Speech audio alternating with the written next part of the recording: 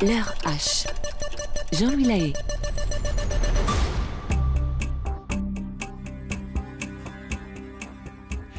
Il est 21h, ce 31 août 1977 à Enfield, en banlieue nord de Londres. La famille Hodgson se prépare à aller dormir dans la maison qui va accueillir le fantôme le plus connu d'Angleterre, le poltergeist d'Enfield.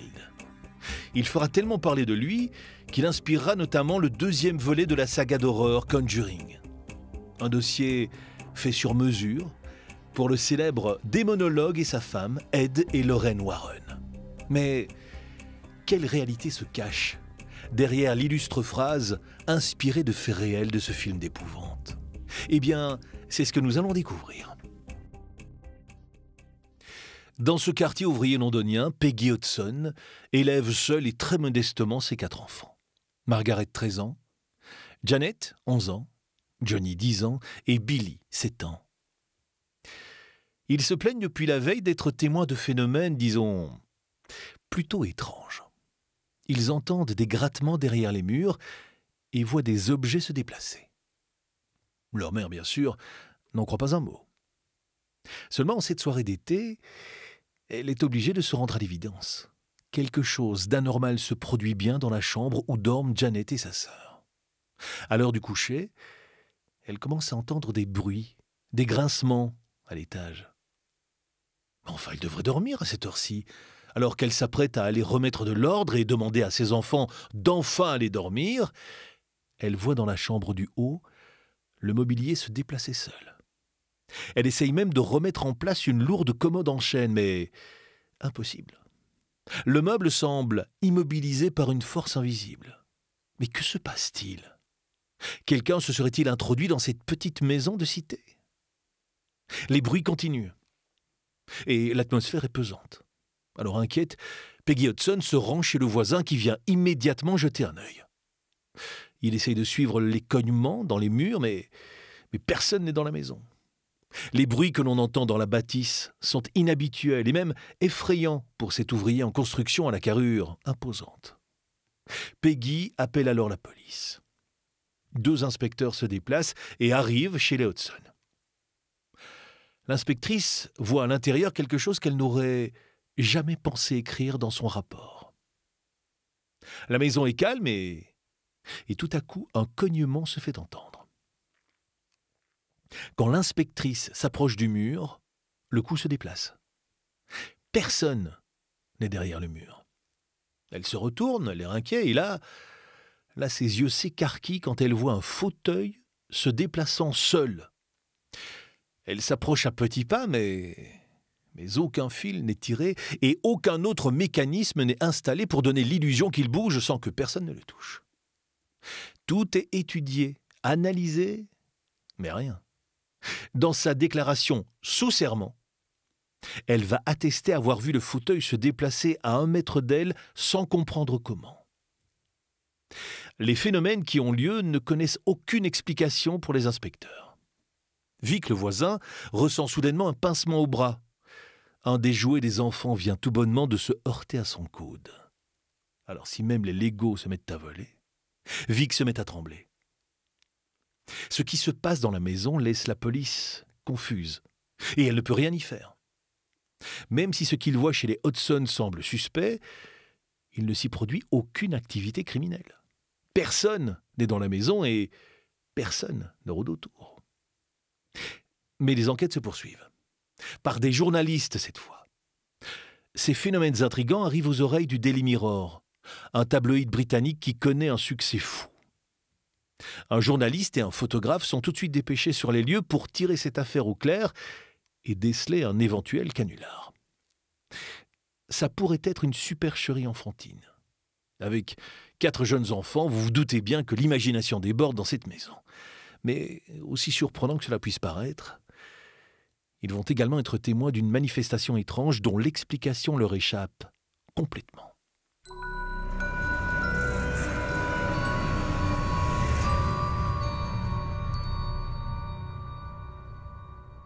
À leur arrivée, Peggy Hodgson a du mal à s'exprimer. Elle est terrifiée. Pourtant, dans la maison, rien ne se passe. C'est le calme plat. Ils décident donc de repartir. Mais en rangeant leur matériel dans la voiture, ils voient le voisin sortir en trombe en criant « Dites, hey, ça recommence !» Alors ils se ruent à l'intérieur et des choses volent dans le salon. Des objets sont projetés dans la pièce d'une telle force qu'une brique de Lego vient blesser le photographe du Daily Mirror à l'arcade sourcilière. Personne ne comprend ce qu'il se produit. Et pour les journalistes, ce ne sont pas les enfants, c'est sûr. Seulement, aucune photo prise ce soir-là ne montrera ces mystérieuses lévitations d'objets. Cela n'empêchera pas l'affaire d'Enfield de continuer à fasciner le monde après la parution de l'article du Daily Mirror titré « La maison de l'étrange ». Mais au-delà du sensationnel, les journalistes sont vraiment inquiets parce que le danger plane sur les habitants du 284.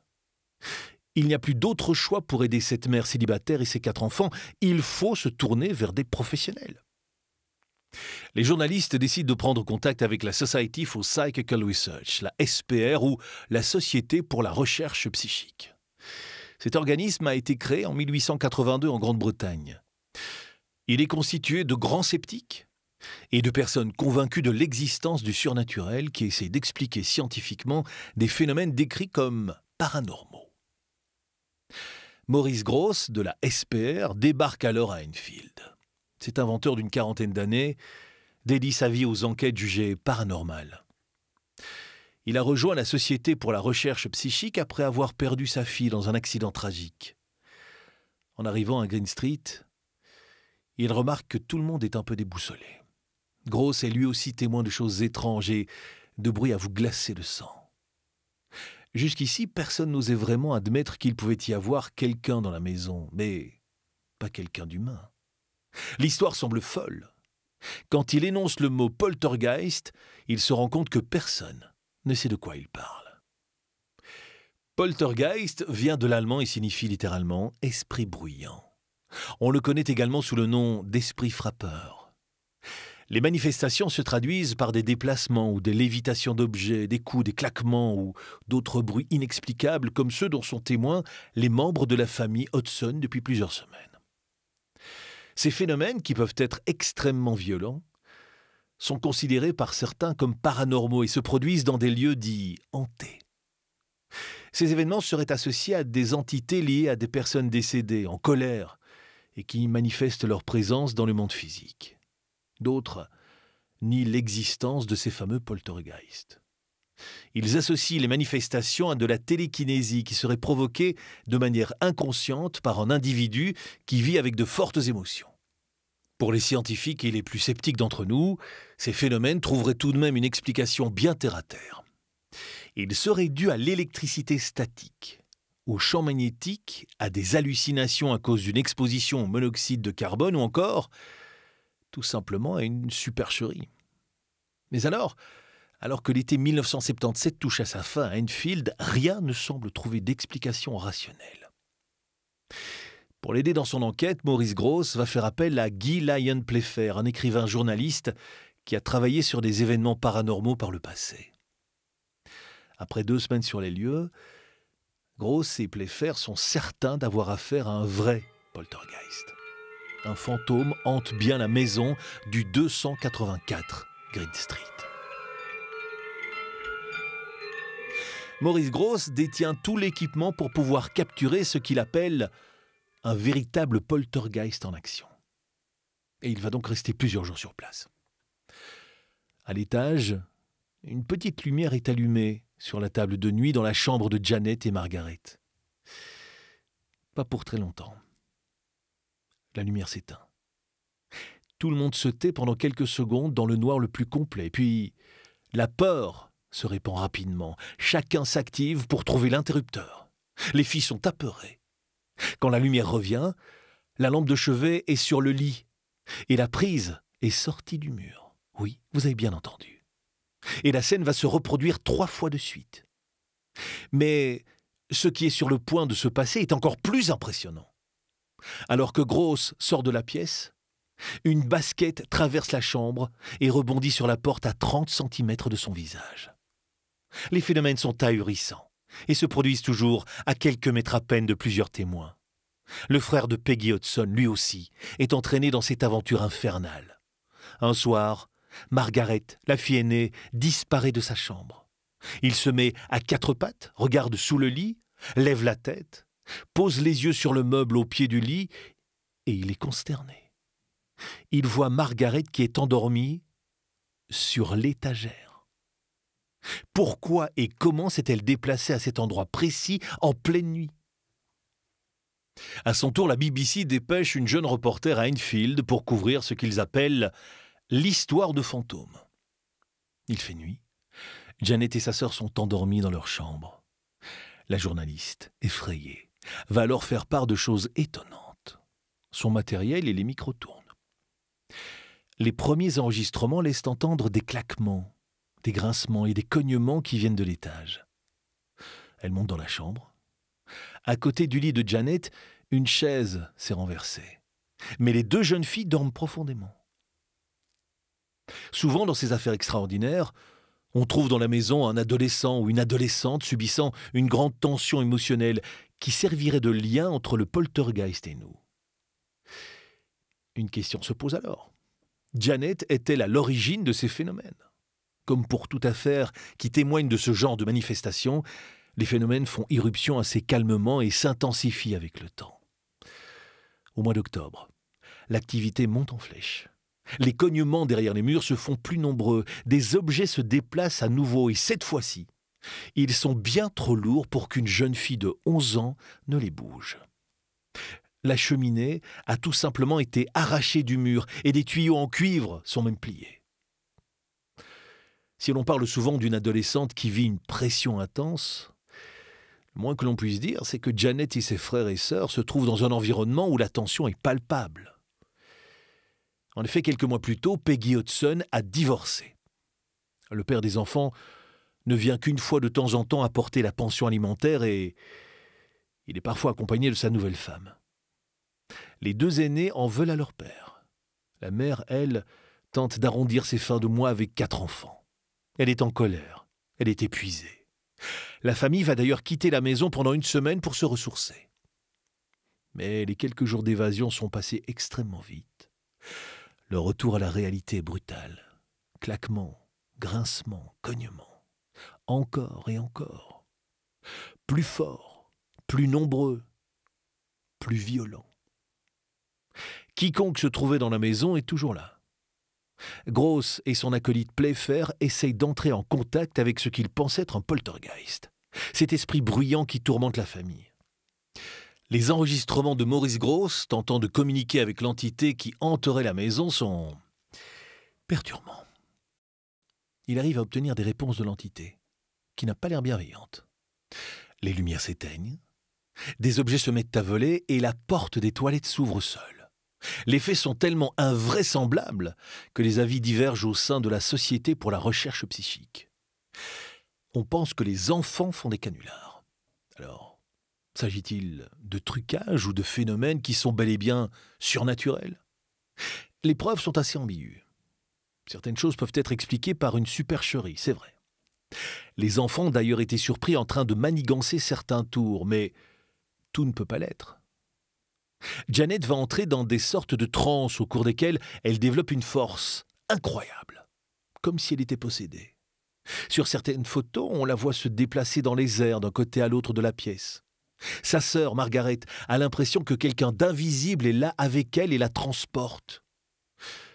Ces photos seront très controversées et les détracteurs diront qu'il s'agit d'une simple mise en scène. Aucune photo ne sera assez convaincante pour dire que Janet lévitait dans sa chambre. Le 14 décembre, des témoignages troublants viennent pourtant appuyer ces événements, aussi fous soient-ils. Le boulanger, qui était en livraison, entend une grande agitation dans la maison des Hudson.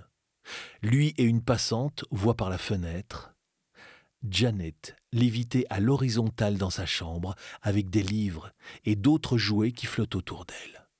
Janet est effrayée. Elle pense même qu'elle ne passera pas l'hiver. Les phénomènes sont de plus en plus violents pour la jeune fille. Pour elle, la situation est difficile à vivre et plus la violence s'intensifie, plus on met en doute son honnêteté.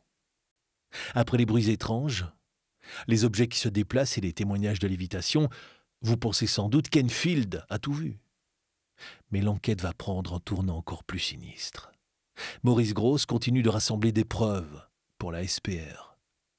Il fait presque nuit. Il est assis dans le salon avec la famille et tout à coup, un chien se met à aboyer. Oui, quelque chose de plutôt habituel, me direz-vous. Oui, sauf pour une famille qui n'a pas d'animal de compagnie.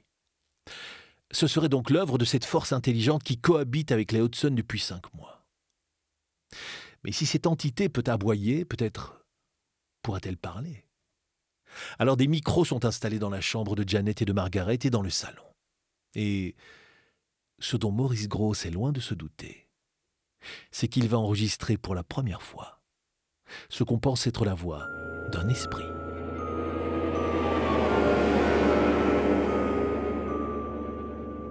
Tout le monde prend place. L'interrogatoire commence. On dirait que c'est un homme qui répond aux questions. Et la stupeur, le son de sa voix rauque semble venir de la gorge de Janet qui a 11 ans. Il n'y a plus aucun doute. Elle est le canal du poltergeist qui hante la maison. Janet est possédée. Ses lèvres sont maintenant scellées avec du scotch. Sa bouche est remplie d'eau, mais cette chose parvient toujours à se faire entendre. Janet peut parler et grogner avec cette voix pendant des heures sans avoir la gorge irritée. Le nom que Janet va prononcer est Bill. La voix est éraillée, presque tremblante, comme s'il s'agissait d'un vieillard. Mais les expressions utilisées ne sont pas celles d'un vieil homme, elles sont plutôt enfantines. Difficile de ne pas penser que Janet est en train de s'amuser avec les enquêteurs et les reporters toujours présents. Alors qu'on doute vraiment de la crédibilité de cet épisode, les réponses, elles, deviennent de plus en plus claires. On continue à interroger Bill Wilkins, qui dit être décédé dans un fauteuil, placé dans un coin au rez-de-chaussée, après avoir fait une hémorragie. La voix rauque annonce aussi qu'il a d'abord perdu la vue, et puis qu'il s'est endormi. Vrai ou non, le fils de Bill confirme en tout cas à Maurice Grosse que son père est mort à l'endroit précis que Janet décrit dans les enregistrements. Comment cette jeune fille connaissait-elle l'histoire de Bill avec autant de détails? Elle est persuadée que ce n'est pas elle qui parle, mais elle entend aussi la voix. Quelqu'un se trouve derrière sa nuque et répond aux questions. La logopède, présente pour s'assurer que Janet ne simule pas, ne servira à rien. En effet, prise de panique, elle quittera la maison sans même vouloir répondre à l'interview qui suit. Et puisqu'elle est partie, on en conclut que Janet ne ment pas. Presque un an plus tard, en juillet 1978, Janet est internée au Maudsley Hospital pour passer des examens psychiatriques. Mais rien de concluant n'est découvert. C'est une jeune fille en forme, tant sur le plan physique que psychologique. Une fois que la tension émotionnelle redescend peu à peu au sein du foyer Hudson, les phénomènes étranges commencent eux aussi à diminuer. Et de fameux démonologues, les Warren, vont se présenter à Enfield alors qu'on ne les attend pas. Ils veulent eux aussi tenter d'apporter leur aide. L'heure H. Jean-Louis Lahaye.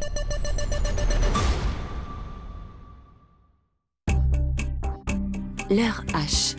Jean-Louis Lahaye. Aujourd'hui, je vous raconte l'heure H du poltergeist d'Enfield qui a terrorisé une famille anglaise.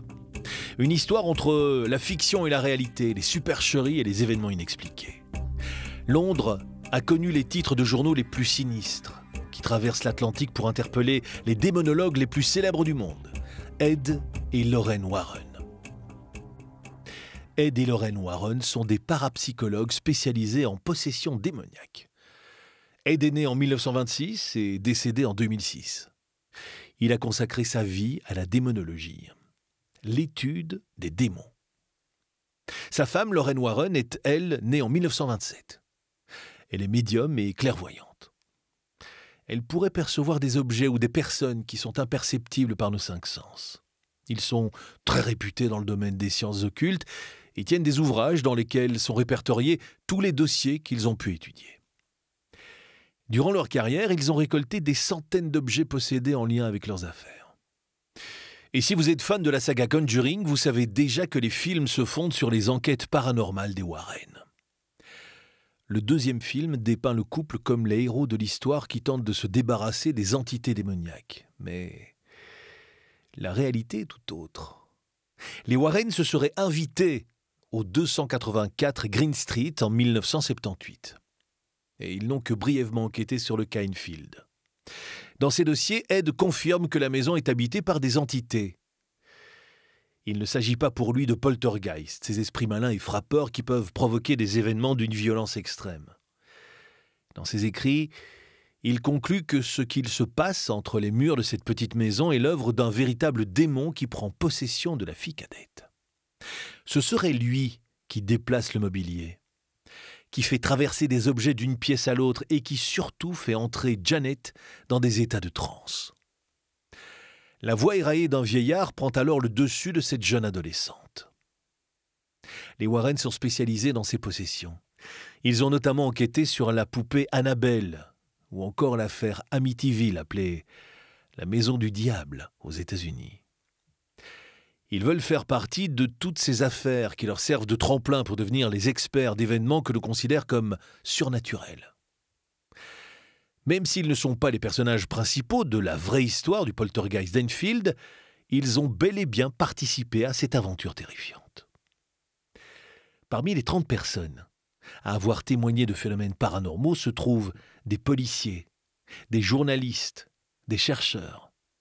Ed Warren dira plus tard qu'il était impossible de capturer l'ambiance pesante et menaçante qui régnait chez les Hodgson, mais les enregistrements, les vidéos et les photos suffisent pour comprendre que ce qu'il s'y passait n'était pas normal.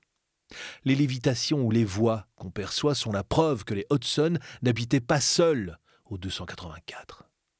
Quel événement a bien pu provoquer ce mystérieux démon ?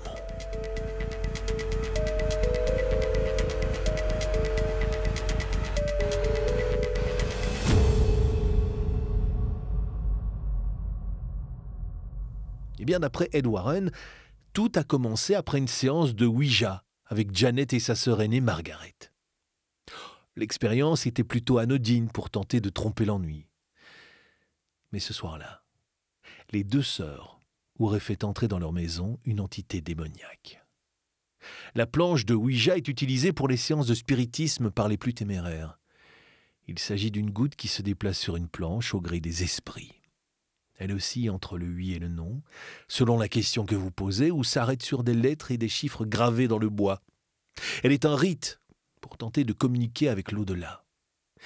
Mais si elle n'est pas manipulée avec soin, elle pourrait être une invitation pour les entités les plus malveillantes à se présenter chez vous. Et visiblement, c'est ce qu'il se serait passé à Enfield. Les adeptes du spiritisme, y compris le couple Warren, mettent en garde contre ce genre de pratique, car elle serait à l'origine de débordements allant jusqu'à provoquer des possessions démoniaques. Chez les Hodgson, ce ne serait pas une entité démoniaque qui se serait invitée, mais bien 7 entités. Les premiers signes se sont déclenchés après 1976, en commençant par des cognements, des martèlements, des grattements, jusqu'à ce qu'il soit impossible pour Peggy Hodgson en 1977 de passer à côté. Au fil des mois, ces manifestations se sont donc intensifiées et elles n'étaient concentrées qu'autour d'une seule personne.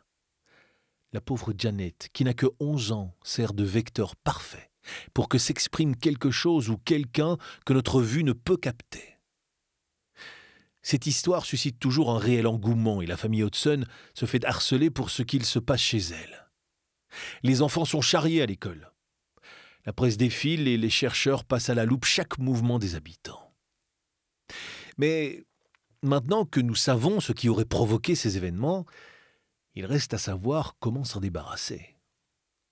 Quand Ed et Lorraine Warren quittent Enfield en 1978, le calme revient enfin chez les Hodgson. Et aussi surprenant que cela puisse paraître, les phénomènes ont peu à peu diminué de manière assez mystérieuse.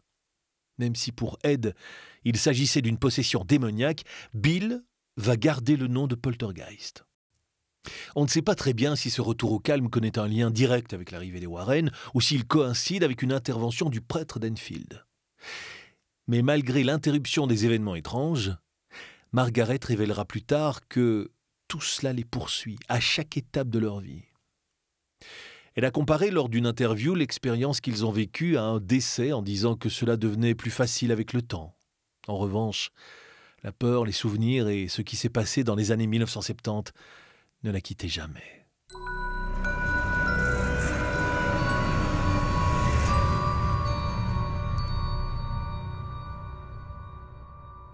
Imaginez-vous être assis dans votre canapé. Vous avez déjà le souffle court. Vous regardez un film d'épouvante qui vous fait sursauter. Du coin de l'œil, vous guettez chaque mouvement louche que vous pourriez apercevoir chez vous. Vous entendez des bruits équivoques, sans doute le tambour de la machine à laver qui cogne dans la pièce d'à côté. Mais quand même, vous ne vous sentez pas à l'aise. Pourtant, le danger n'est pas chez vous. Il est bien dans votre télévision. Cette détresse qui pour vous prendra fin dans 2 heures, une fois le film terminé, va durer 2 ans pour les Hudson. Ils ont été projetés dans une fiction d'horreur où les personnages principaux, ce sont eux. Rien ne se passe comme à l'habitude dans le quartier ouvrier londonien d'Enfield. Là-bas, la police ne chasse pas les voleurs, mais plutôt les fantômes. Peggy Hudson et ses 4 enfants sont victimes de phénomènes pour le moins mystérieux qui leur rendent la vie impossible. Quelqu'un gratte derrière les murs de leur maison.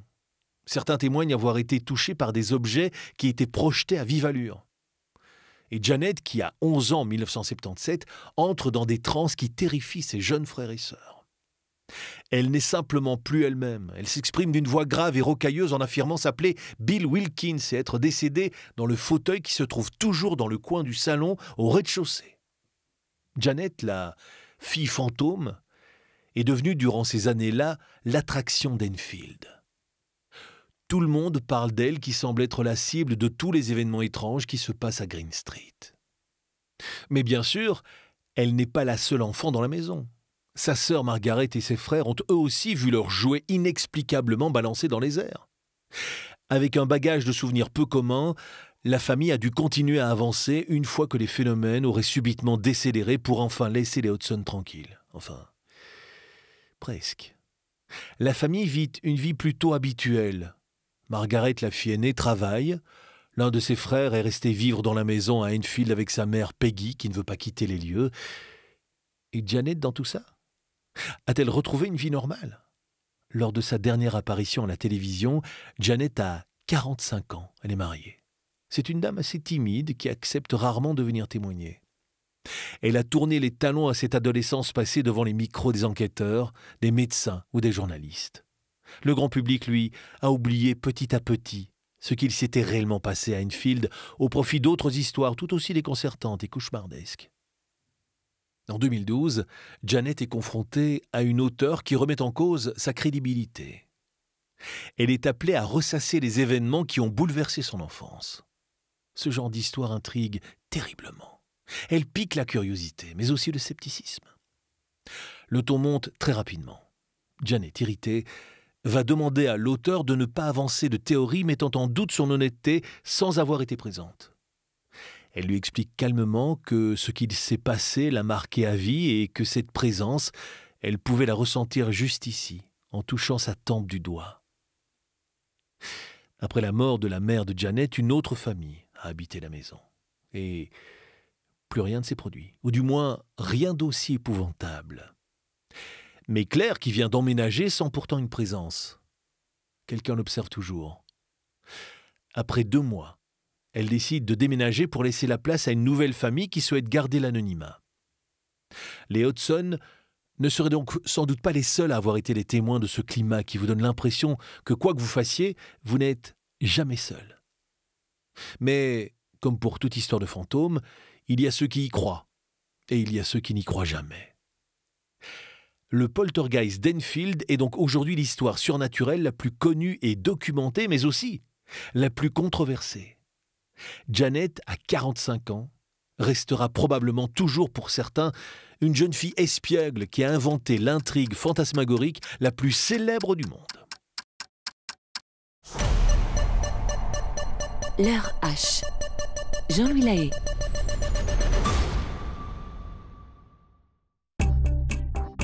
L'heure H. Jean-Louis Lahaye. Aujourd'hui, je vous raconte l'heure H du poltergeist d'Enfield. Dans cette petite bourgade calme du nord de Londres, une maison hantée fait parler d'elle.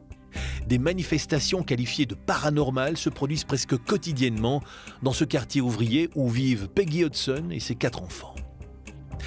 La maison, à l'allure plutôt paisible, enfermerait l'une des entités les plus effrayantes du XXe siècle qui aurait pris pour cible une jeune adolescente de 11 ans, Janet.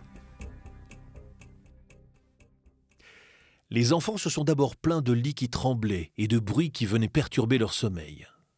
Mais, interloquée, leur mère n'a pas eu d'autre choix que de faire appel à la police pour sauver ses enfants des événements terribles qui se produisaient à l'intérieur. Plus les semaines passaient, plus les phénomènes prenaient de l'ampleur. Un poltergeist, un fantôme colérique prénommé Bill, serait à l'origine des bruits, des matérialisations d'objets, mais aussi des transes de Janet, la fille cadette de la famille. Celle qui, d'une voix rauque, va répondre précisément aux questions des enquêteurs du paranormal et qui va permettre d'identifier Bill comme étant l'entité qui hante les lieux. Alors, une question vous taraude certainement. S'agit-il d'une supercherie ou d'un vrai poltergeist? Plus l'enquête avance chez les Hudson, plus les phénomènes inexpliqués se multiplient. Et qui dit phénomène inexpliqué, on l'a dit tout à l'heure, dit scepticisme. Puisqu'il est impossible de savoir si cela est vrai, est-il seulement possible de prouver que cela est faux? L'esprit frappeur qui tourmente la maison des Hudson à Londres connaît ses détracteurs. Sous forme de bruit, de voix ou encore de projection d'objets, les manifestations au 284 Green Street sont loin de faire l'unanimité dans la communauté scientifique qui cherche évidemment une explication bien rationnelle. Des chercheurs venus des universités les plus prestigieuses se sont déplacés pour tenter d'élucider le mystère d'Enfield. Chris French, un chercheur en psychologie de l'Université de Londres, a couvert toutes les pistes, même celle d'une possible activité extraterrestre. Sa spécialité, c'est d'expliquer les événements qui échappent à notre compréhension grâce à une approche qui n'est pas paranormale. Mais alors, pourquoi pense-t-il que le poltergeist d'Enfield est un canular? On en a déjà parlé. Il est vrai que les sœurs Hudson ont admis avoir falsifié certaines preuves. Pendant une interview, alors que Janet est adulte, elle va avouer avoir simulé 2% des événements avec Margaret pour prouver que le reste était bien réel. Elles ont par exemple été surprises en train de plier des cuillères et d'élaborer des plans dans leur chambre. Malheureusement pour elles, les enregistreurs disposés sur leur commode tournaient toujours. Oui, mais alors, qu'en est-il des 98% restants qui, eux, seraient l'œuvre d'une entité mystérieuse? Ceux qui les croyaient se sont simplement dit « elles ont dû jouer quelques tours, mais elles n'ont pas pu tout manigancer. » Pour Chris French, les gens qui y croient ou qui étaient présents ont eu tendance à penser qu'ils étaient trop malins pour s'être fait tromper par des lycéennes de 11 et 13 ans. Seulement pour lui, ce n'est pas parce qu'on n'a pas trouvé d'explication qu'il n'y en a pas. Regardez les prestidigitateurs, rien de bien sorcier. Dans cette maison où l'ambiance est mortifère, plusieurs personnes ont pu voir des visages ou des ombres s'arrêter au coin des lits ou dans l'entrebâillement d'une porte mal fermée. Ces témoins oculaires sont très peu fiables pour les chercheurs.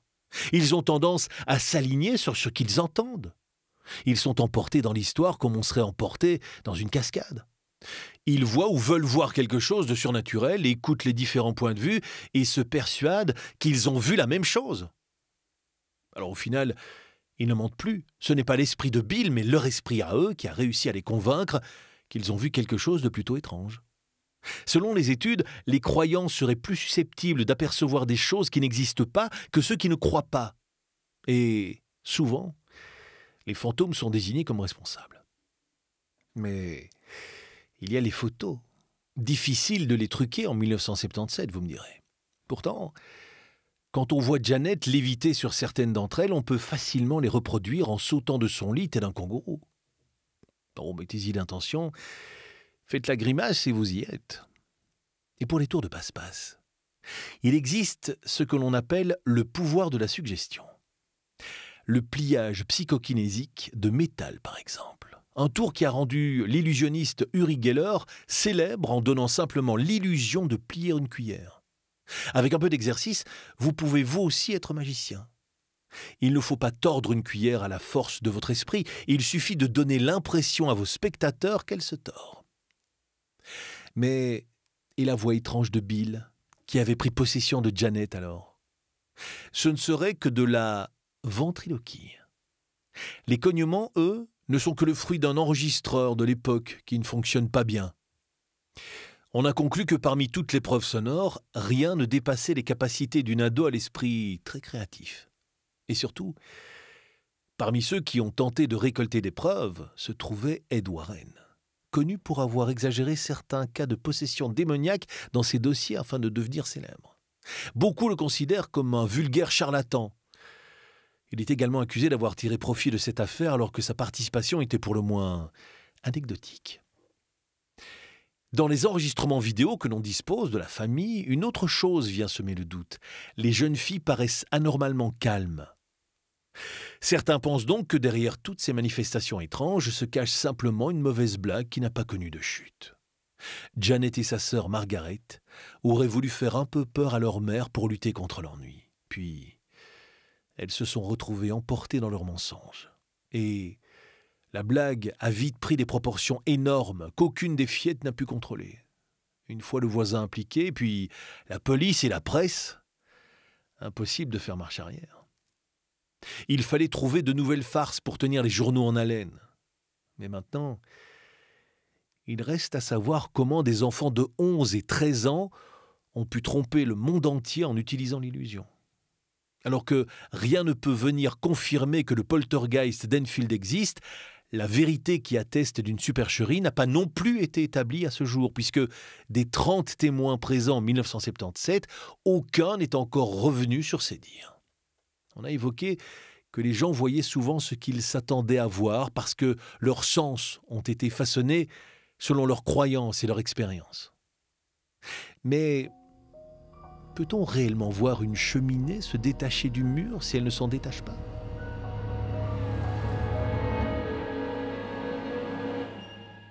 Les possibilités sont vastes pour expliquer chaque manifestation. Mais dans la pratique, les différentes explications sont assez restreintes.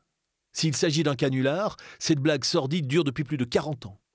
Une farce élaborée par 30 personnes qui affirment avoir vu ou entendu ce qui échappe aux explications rationnelles. Ou bien personne ne ment, et dans ce cas, ce sont 30 personnes qui ont été victimes d'hallucinations. Parce que quand on sait ce qu'il faut voir et que l'on est terrifié par l'inconnu, on voit. Une mauvaise interprétation des faits se serait simplement propagée parmi les témoins. Ou alors c'est réel. Nous sommes entourés par ce qui se trouve au-delà de la portée de l'esprit humain. Une entité malveillante entourait bien la famille Hodgson et voulait se faire entendre. Cette hypothèse est appuyée par l'enquête scrupuleuse menée par Maurice Grosse et Guy Playfair, les deux scientifiques de la Société pour la recherche psychique. Ces spécialistes en phénomènes paranormaux n'en démordront jamais. Ils ont attesté de la réalité d'une présence dans la maison des Hodgson au 284 Green Street. Playfair comprenait tout de même pourquoi tant de doutes planaient autour de l'attitude de Janet. Quand il devra la décrire, il dira « Janet était toute énergie, grande pour son âge, sautant et courant partout au moindre prétexte, et elle parlait si vite que j'avais au début des difficultés pour la comprendre. Elle ressemblait à un lutin et je pouvais comprendre pourquoi certains visiteurs de la maison au cours des prochains mois la suspecteraient de jouer des tours. Mais jamais Grosse ni Playfair n'ont pu se résoudre à l'idée d'avoir été trop crédules. Peut-être ne l'était-il pas. En tout cas, la maison d'Enfield a été le théâtre de pas moins de 1500 manifestations étranges en moins de 2 ans, entre 1977 et 1979. Il est difficile de pouvoir expliquer comment Janet et Margaret auraient pu mettre en place autant de canulars dans une maison qui était passée au microscope par les plus sceptiques d'entre nous. En 2003, la mère de Janet décède dans cette même maison, accompagnée de cette présence qui, pour elle, n'a jamais vraiment disparu. Aujourd'hui encore, nous ne sommes pas sûrs de ce qui s'est passé fin des années 1970 à Enfield. Mais l'intérêt pour cette histoire ne cesse de s'accroître. Janet campe, elle, sur ses positions. Pour elle, cela ne fait aucun doute, c'était réel. Cela s'est bel et bien produit. Pour les chercheurs, les enquêteurs et pour la police, rien n'a changé dans leur version des faits. Ils étaient face à une énigme qu'ils n'ont jamais pu résoudre, ne les laissant avec d'autre choix que de croire en l'improbable. Quant à Margaret, qui a été témoin de toutes ces manifestations et qui a vu sa sœur être contrôlée par une mystérieuse entité, elle sursaute encore au moindre bruit. Les explications du poltergeist d'Enfield ont divisé le monde. D'un côté, ceux qui acceptent l'explication paranormale d'une entité spirituelle. De l'autre, ceux qui apportent une perspective plus sceptique, en essayant d'expliquer les phénomènes comme ayant été frauduleusement produits par les enfants, même si un certain nombre d'incidents ne semblent pas se prêter à une telle analyse. Le cas reste l'un des plus documentés de l'histoire de la parapsychologie. La première fois que la voix d'un fantôme aurait été enregistrée. Alors, ce poltergeist d'Enfield, affabulation ou réalité? Les nouveaux habitants du 284 Green Street le sauront peut-être un jour.